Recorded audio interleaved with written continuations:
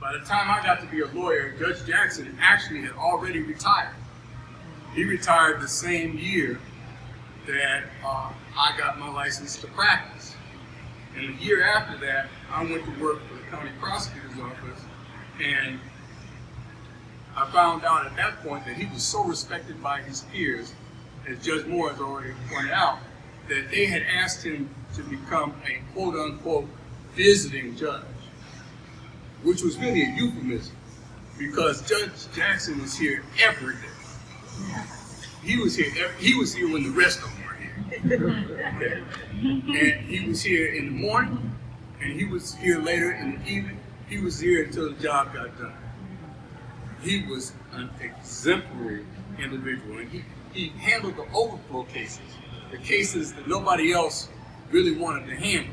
They used to dump cases on Judge Jackson. You know, when you went into Judge Jackson's room, you were likely to see him handling the worst murder cases, the most complicated civil cases, the cases that everybody else really wanted to have their hands on.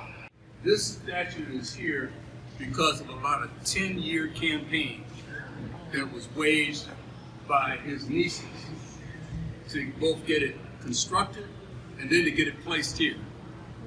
When they first came up with the idea of doing this, you know, they approached the county, and the county said, well, you know, we really don't do statuary in the Justice Center. Maybe you would like to have the statue over across the street in the park. You know, that would be a good place for it. They said no. So they said, well, if you don't want to go down the street or across the street, maybe you could go down the street and have it placed on the grounds of City Hall. They said no. So, well, if you don't want to do either one of the two of them, you know, he was, you know, an alumnus, a valued alumnus of Case Western Reserve Law School. Perhaps you could place it there. They said no. And they kept pressing, they persevered, and they were persistent about this being here in the Justice Center because of what they thought was the meaning of having this particular statue in this particular space. So, this is the man who's responsible for all the rest of us wearing these black gowns being here.